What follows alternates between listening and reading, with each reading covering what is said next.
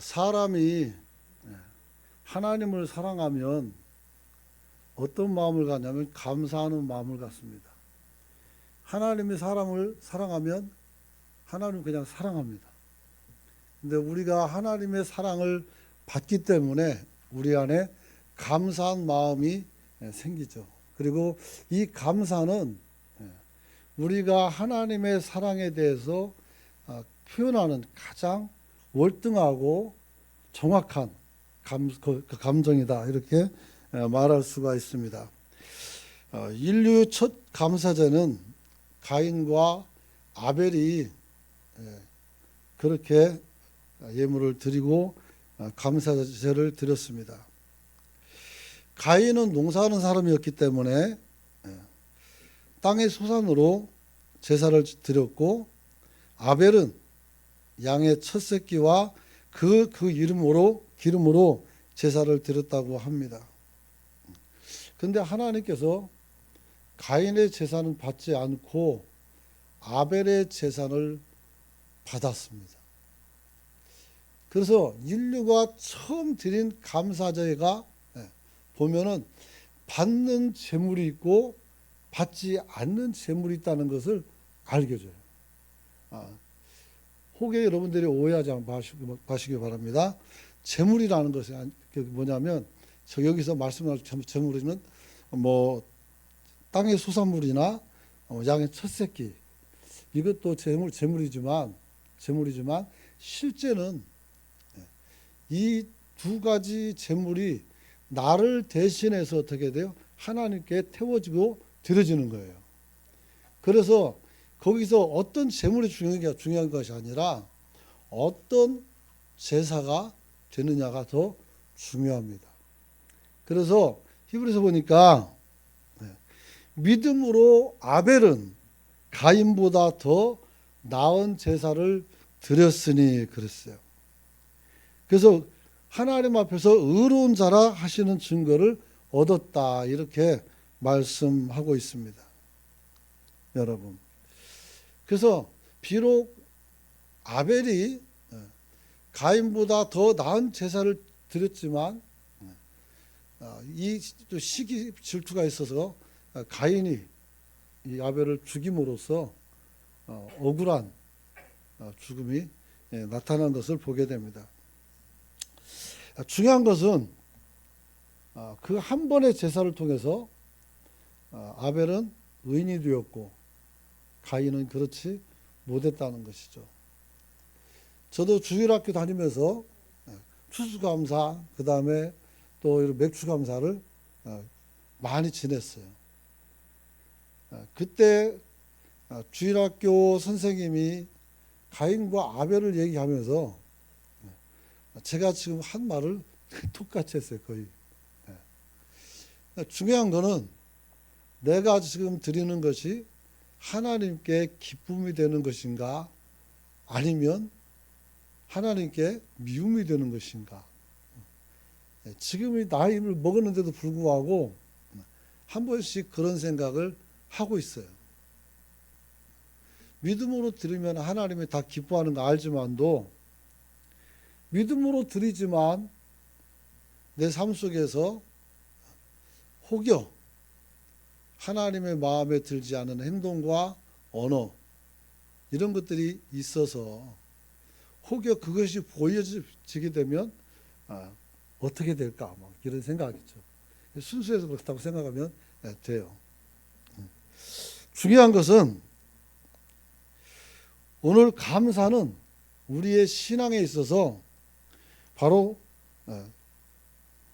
가장 측정하기 쉬운 그런 감정이다, 이렇게 말할 수가 있어요. 그래서 우리는 하나님 앞에서 항상 올바르게 감사하고 살아갈 수 있는 저와 여러분이 되시길 축원합니다. 자석은 자력을 가지고 있습니다. 그래서 쇠가 있는 곳에 가면 이 자석이 쇠를 끌어당겨요. 그리고 우리의 감사는 자석처럼 하나님께서 거기에 감동해서 물질과 건강과 또 여러분의 마음을 청결하고 복되게 만드는 그런 자리로 여러분을 이끌어 가는 줄 믿으시기 바랍니다. 그런 거죠. 그래서 왜냐하면 우리가 감사로 산다면 모든 결점과 장애를 우리가 극복할 수 있고 환경도 극복할 수 있어요. 그래서 찬란한 내일을 끌어당길 수 있기 때문입니다. 그래서 오늘을 잘 살아야 내일이 더 어떻게 복될 수가 있어요. 오늘은 못 살아도 그럼 내일은 잘 살아야 돼. 그런 마음을 가는 거 좋지만 오늘을 못 살게 되면 여러 가지 마음이 찌꺼기게 남아서 내일에도 영향을 줘요. 그래서 오늘을 잘 살아가는 저와 여러분이 되시길 축원합니다. 오늘날 현대인들에게 맥주 감사절은 어떤 것일까요? 보니까 여러 가지 교회들과 목사님들이 목회하는 현장을 살펴보니까 몇 가지로 그냥 정리할 수 있어요. 첫 번째는 진짜 감사제로 드리는 사람들이 있어요. 또 어떤 사람들은 그냥 감사원 헌금 내는 날이구나 그러면서 헌금을 드리고 끝나는 사람들도 있습니다. 또 어떤 데는 감사원 그렇게 네 번이죠. 부활절, 그 다음에 맥주절, 그 다음에 추수감사절, 성탄절, 신년이네. 그러면 그때는 11조에 해당하는 금액을 드리라고 가리키는 목사님도 있었어요. 그리고 저도 그때는 그렇게 했었어요. 그래서 어떤 분들은 또 그렇게 해서 어떤 부분 속에서 이 감사절이 우리가 이렇게 돈으로 얼마 드리면 다 되는 건가? 라는 생각을 하게 됐어요. 여러분, 오늘 성경을 보면 하나님께서 이 맥주 감사절에 대해서 매우 심도 있게 다뤄줍니다. 출애굽기도 나오고 레위기 16기도 나와요. 그리고 심지어도 예수님께서 사역할 때도 이 초막절 때 이게 그때거든요. 그때 주님께서 많은 말씀을 하시고 역사를 또 보여줘요. 그래서 요한복음 7장부터 쭉 보면은 그 기간 동안에 예수님께서 엄청난 말씀들을 거기서 많이 하죠. 자, 그래서 성경을 보면 오늘 본문을 보면 맥주절을 지키라. 그래서 이는 내가 수고하여 밭에 뿌린 것의 첫 열매를 거둠이다. 이렇게 말했어요. 여러분, 오늘 우리가 하나님 앞에 감사절을 집중해서 드리는 것은 맞지만 올바른 이해를 위해서는 우리가 감사절이 왜 감사한지를 좀 알아야 될 것 같습니다. 우리나라는 제가 태어났을 때가 보릿고개가 있었어요. 그리고 제가 조금 자랄 때 그때 없어졌어요. 그 보릿고개라는 게 뭡니까? 겨울이 길기 때문에 가을에 곡식을 걷어놓고 저장해가지고 먹었는데 이게 어느 집은 양식이 떨어져요. 그러니까 먹을 게 없으니까 굶어야 돼요. 그래서 이 봄이 오기, 보리를 타작할 수 있는 그 시간까지 사람들이 살지 못하고 죽는 사람이 있고, 살긴 살지만 정말 짐승보다 더 못한, 그야말로 비참한 인생을 사는 사람들이 많이 있어요. 이스라엘도 겨울에는 눈이 와요. 그리고 여름에는 비가 와요. 날씨도 춥고 따뜻하고 계절이 있어요. 똑같아요. 그래서 이 맥주절은 긴 겨울을 지나고 이제 곡식이 다시 풍성해져서 더 이상 굶거나 상하거나 더 이상 비참하지 않아도 되는 때가 온 것이에요. 그래서 쉽게 말하면 한번 따라서 합시다. 양식에 대하여 해방되었다. 양식 걱정해서 해방이 되는 거예요. 그리고 수장절을 지키라고요. 그건 뭐냐면 가을에 또 창고를 지어놓고 거기다가 곡식을 쟁여놔야 돼요. 그래서 봄에 나오는 이 곡식으로 우리는 가을까지 또 살아가고 가을 거짓에서 또 봄까지 살아가는 거예요. 이 사이클이 계속 돌아가는 거예요. 그래서 오늘 맥추절은 우리가 사람이 만든 것도 아니고 교회에서 만든 것도 아니에요. 하나님께서 모세를 통해서 절기로 명령을 해주셨어요. 절기로. 왜 그럴까요? 그때 모세가 그 사람들을 다스릴 때는 봄, 여름, 가을, 겨울이 필요 없어요. 왜요? 1년 내내 만나가 내려가지고 밥 먹는 거 굶을 이유가 하나도 없었어요. 그래서 그 만나를 가지고 40년을 살았어요. 그리고 아이성을 점령할 때 거기서 이제 만나가 끝나요. 그래서 하나님께서 광야에서 있을 때는 뭐 가을 추수 감사, 맥추 감사 이런 게 필요가 없어요. 그런데 하나님께서 모세에게 이것을 지키라 말씀한 것은 하나님께서 이들을 반드시 예루살렘으로 가나안 땅으로 인도해 내셔서 거기서 이들이 살게 될 때 뭐가 많이 생기면 그걸 가지고 막 먹고 부어라 무엇이다 그게 아니고 저장해 두고 있다가 그래서 또 어려울 때 하나님께서 이렇게 때에 따라서 양식을 줄 때 그것으로 먹고 살라는 그런 말씀인 줄 믿으시기 바랍니다.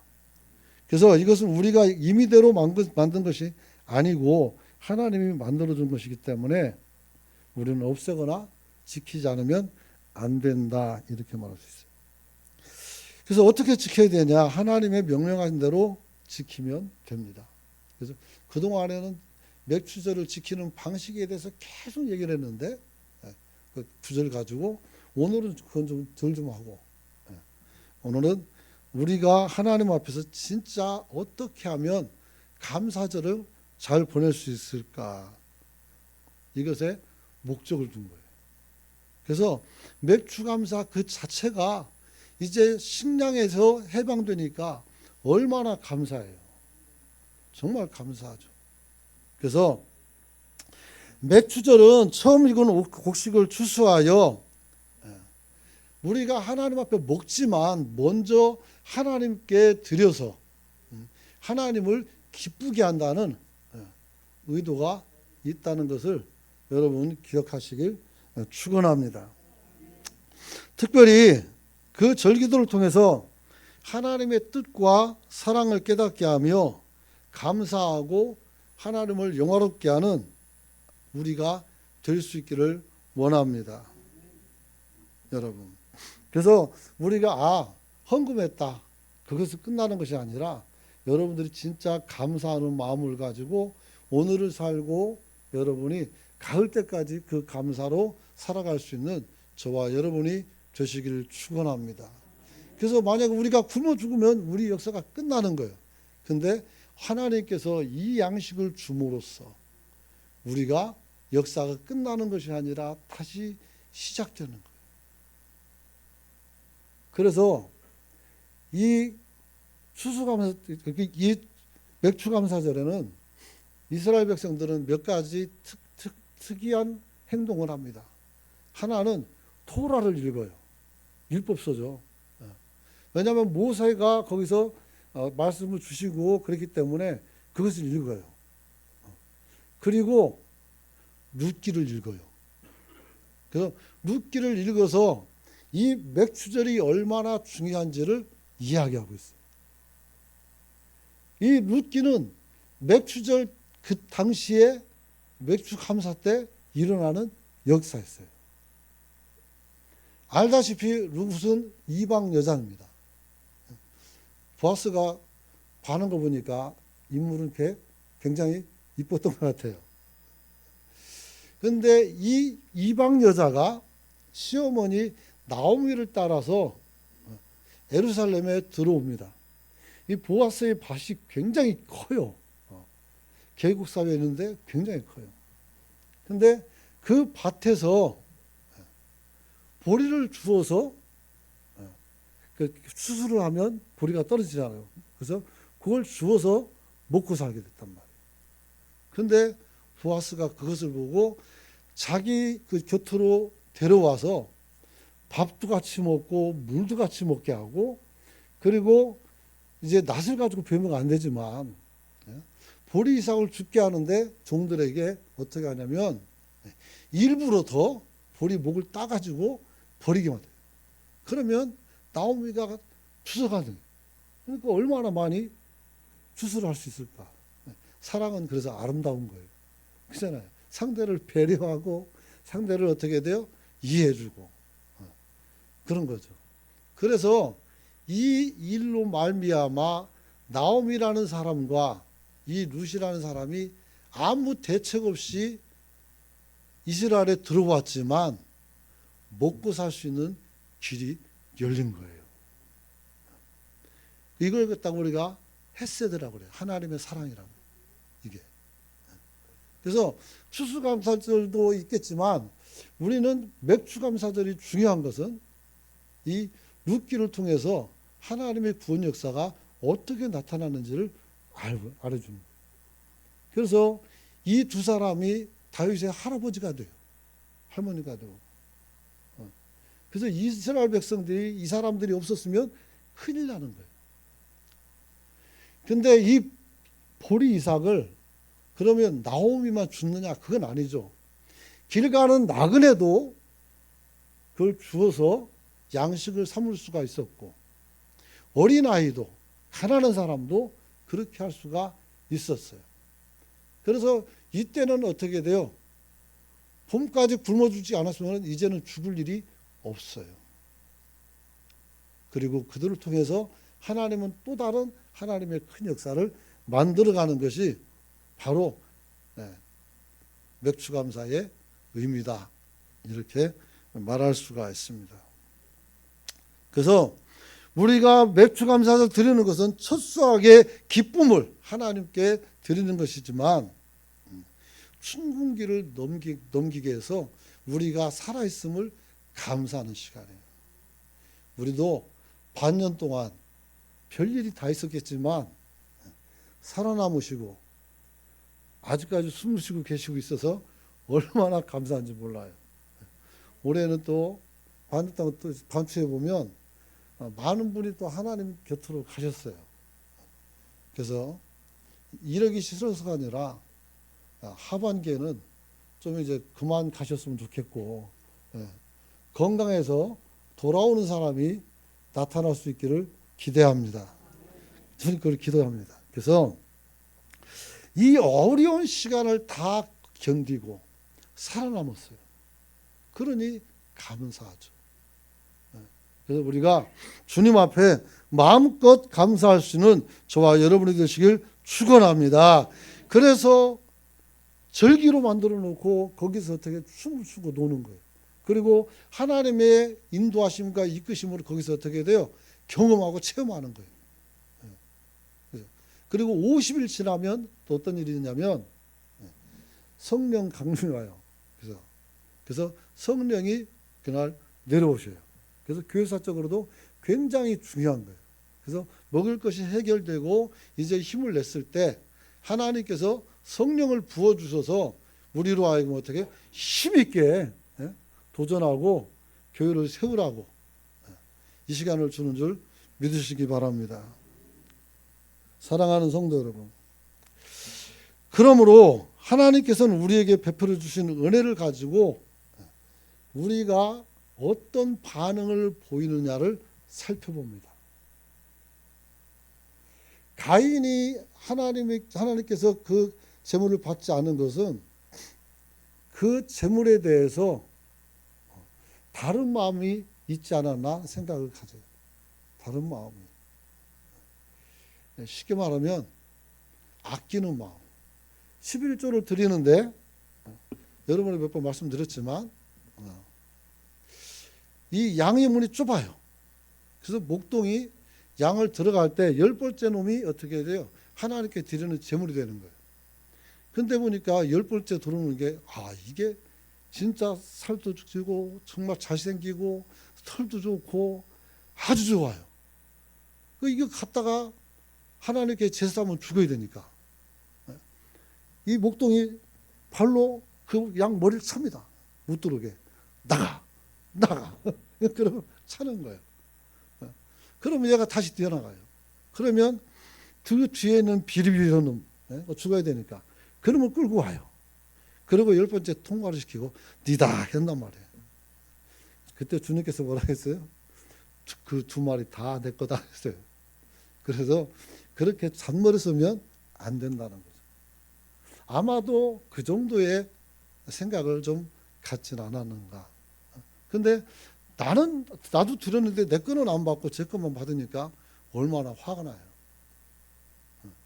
그래서 오늘 동생을 죽이는 그런 모습이 있었죠. 여러분. 그래서 우리가 하나님 앞에서 기억해야 될 것은 우리가 오늘 하나님 앞에서 무엇을 취득해서가 아니라 하나님이 만들어준 이 세상에 살면서 하나님의 은혜에 순응하고 감동하면서 그리고 평화를 누릴 수 있게 하나님께서 우리와 함께 하셨으니 감사할 수 있기를 축원합니다. 그래요. 그게 오늘날 우리에게 주어지는 맥주 감사가 아닌가 하는 생각을 가져봅니다. 여러분. 그래서 하나님께서는 감사로 살아가는 것이 바로 하나님의 뜻이라고 말했어요. 데살로니가전서 5장 18절 보면 범사에 감사하라. 같이 한번 읽을까요? 시작. 범사에 감사하라. 이것이 그리스도 예수 안에서 너희를 향하신 하나님의 뜻이니라. 아멘. 할렐루야. 범사에 감사해요. 범사는 모든 시간과 모든 공간과 모든 장소에서 우리는 하나님 앞에 감사할 수 있기를 축원합니다. 근데 길 가다가 자빠졌는데 아이고 하나님 감사합니다. 난 그건 좀 아닌 것 같아요. 아파 죽겠는데. 근데 뭐 그렇게 하는 사람도 있었겠죠. 그래서 어쨌든 범사에 감사라는 게 그렇죠. 그래서 모든 것이 감사해야 돼요. 모든 것이. 한번 따라서 합시다. 진정한 행복은 감사만큼 행복하다. 여러분이 행복을 측정한다면 여러분이 얼마나 감사한지를 측정하면 돼요. 아내가 있어서 감사합니다. 남편이 있어서 감사합니다. 또 성도가 있어서 감사하고 주일학교가 있어서 감사하고 어제 보니까 재환이하고 전사님하고 뭘 자르고 붙이고 난리가 뭐 있어 뻘건 것도 붙이고 막 번쩍이도 붙이고 그래요. 근데 참 열심히 하는 거 봐서 보기 좋았어요. 여러분 감사로 하는 거예요. 우리가 섬길 수 있는 아이들이 있어서 얼마나 감사합니까? 여러분들이 기도를 많이 해주시길 축원합니다. 우리 청년들 보세요. 얼마나 감사합니까? 이 아이들이 진짜 찬양도 하고 교회에서 보이지 않는 곳에 일도 하고 정말 감사하죠. 이 감사를 놓치지 않기를 축원합니다. 여러분. 그래서 오늘 주님께서는 하나님의 백성들이 받은 은혜가 무엇인지를 분명히 가르쳐 줬어요. 그게 바로 뭐냐면 신명기 16장 12절이에요. 같이 한번 읽어봅니다. 뜰 겁니다. 시작. 너는 애굽에서 종되었던 것을 기억하고 이 규례를 지켜 행할지니라. 애굽에서 있을 때는 농사를 짓든 뭐 건물을 짓든 노예였단 말이에요. 그렇기 때문에 뭐 곡식이 많이 걷어도 내 거 아니고 그렇죠. 뭐 돈을 뭐 벌 수도 없고 그래서 내가 뭘 자유롭게 할 수 있는 게 하나도 없는데 하나님께서 우리에게 자유를 주시고 먹을 것을 주시니 우리의 경제를 갖다가 하나님께서 붙잡아 주시니 우리는 정말 시편 23편처럼 주님이 나의 목자시라 하면서 우리가 푸른 초장과 쉴만한 물가에서 평안히 살 수 있음을, 오늘 그렇게 됐음을 믿으시기 바랍니다. 여러분, 감사제와 애굽에서 해방이 무슨 상관이 있을까요? 아니죠. 이 사람들은 노예로 노동력을 제공하고 아주 기초적인 것만 공급이 돼요. 자유도 없고. 그러나 자유가 있는 상태에서 우리가 무엇을 먹을 게 있다면 그것은 행복한 거예요. 북한에 있는 사람들은 지금도 지하교에서 자기들끼리 숨어서 음산한 목소리로, 소리도 켜 못 넣으니까 예배를 드리는 사람들 있죠. 우리는 마음껏. 여러분, 그래서 이 감사는 하나님의 은혜를 아는 신앙의 표현이며 가장 아름다운 신앙의 열매인 줄 믿으시기 바랍니다. 그래서 맥주 감사를 허락하신 이유는 좀 전에 말씀드린 것처럼 불쌍한 이웃들과 그들을 소외시키지 말고 우리가 함께 하라고 주님께서 양식을 주신 줄 믿으시기 바랍니다. 그래서 이스라엘 백성들은 나그네들을 잘 섬겨요.